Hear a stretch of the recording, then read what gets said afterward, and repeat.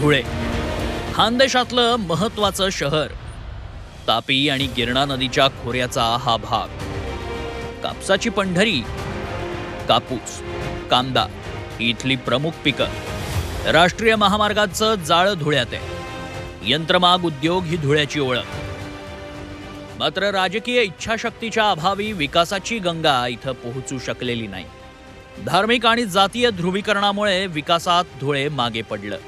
दिल्ली मुंबई औद्योगिक कॉरिडॉरचं स्वप्न अधुरच आहे. MIDC मध्ये पुरेशा सुविधा नाहीत.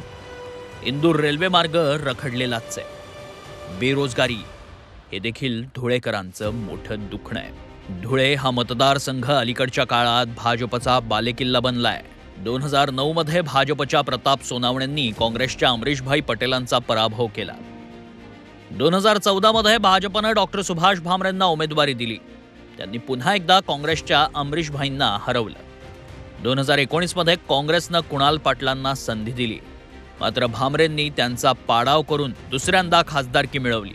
विधानसभेचा विचार केला तर भाजपचे 2, MIMचे 2, काँग्रेसचा 1 आणि शिवसेना शिंदे गटाचा 1 आमदार आहे. भाजपनं यंदा तिसऱ्यांदा डॉक्टर सुभाष भामरेंना मैदानात उतरवलंय. त्यांच्या उमेदवारीवर जनता काहीशी नाराज असल्याचं चित्र आहे. तर दुसरीकडे काँग्रेसनं माजी मंत्री डॉक्टर शोभा बच्छाव यांना उमेदवारी दिली आहे.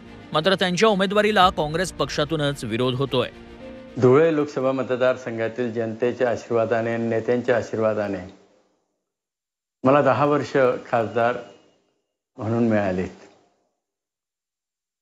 आणि त्याच्यातले 3 वर्ष संरक्षण राज्यमंत्री होतो.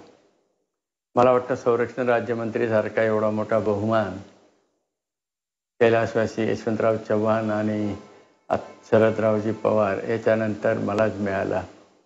खासदार साहेब त्यांनी त्या ठिकाणी त्यांच्या पद्धतीने कामं केलेली आहेत.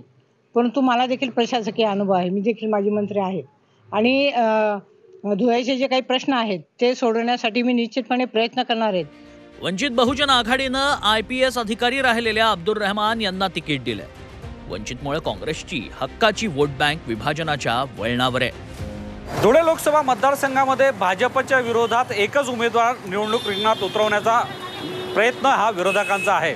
मात्र वरिष्ठ नेते आणि स्थानिक नेत्यांमध्ये समन्वय नसल्याने विरोधकांचा हा प्रयत्न यशस्वी होईल याबाबत शंका आहे आणि निश्चितच याचा फायदा हा भाजपला होईल.